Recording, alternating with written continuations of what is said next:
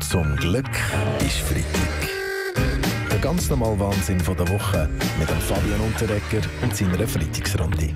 Die Woche steht ganz im Zeichen vom Klimawandel. Aufhören tut sie mit Demonstrationen in verschiedenen Schweizer Städten. Angefangen hat sie mit dem Klimagipfel von der UNO in New York. Und unter den Rednern unser Bundespräsident Ueli Maurer.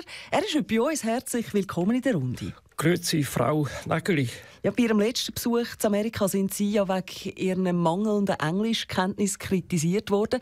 Haben Sie in der Zwischenzeit dazugelernt? I can nothing say to this issue. Wie ist Ihre Rede am Klimagipfel bei der UNO angekommen? Mal, ist gut gelaufen. Ich habe sogar gewonnen. Also, wie gewonnen? Bevor mein letztes Textkärtchen vor mich bevor ich es vor mich angelegt habe aufs Rednerpult, habe ich als erstes laut gerufen «UNO». Haha, so meinen Sie es. Sind Sie dann auch der Greta Thunberg begegnet? Nein, das arme Mädchen ist an dieser UNO ganz alleine umgekehrt. So etwas würde bei uns in der Schweiz nicht passieren. Da würde ja sofort einer den Kesper anrufen. Okay, I saw you, Uli. You talked to the president of Iran, Uli. Never do that again, Uli. He's a bad guy. He's very bad. Disaster. Oh, der Mr. Trump. Wenn Sie gerade da sind, gegen Sie läuft doch jetzt ein Amtsenthebungsverfahren, ein Impeachment. Die würden gescheiter den Roger impeachen. Dem sein Tennis ist langsam aus, das Essen, meine Weisheit.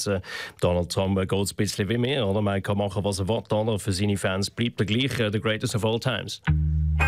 Zum Glück ist Freitag mit dem Fabian Unterreger.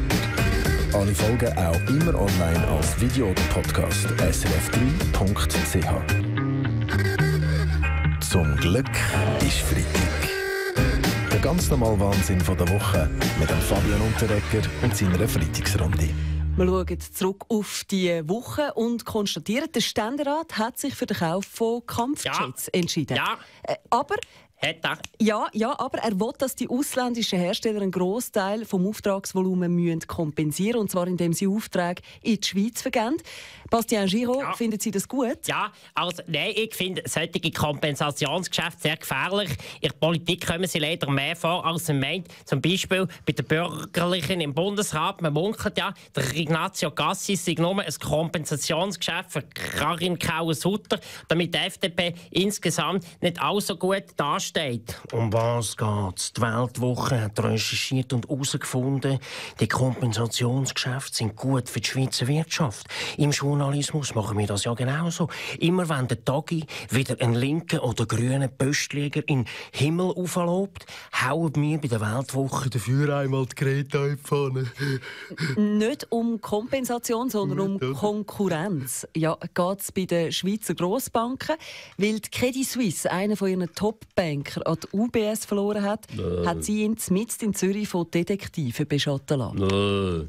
Als ich noch an der Spitze stand von Schweizer Großbanken, habe ich nie einen Mitarbeiter von mir beschatten lassen. Ich habe meine immer höchstpersönlich beschattet. Ja, aber was hätten Sie gemacht, wenn Sie aufgeflogen wären, Oswald Grübel? Dann hätte ich dem Mitarbeiter spontan einen Bonus überreicht. Ich bin entsetzt. Nein, traurig bin ich.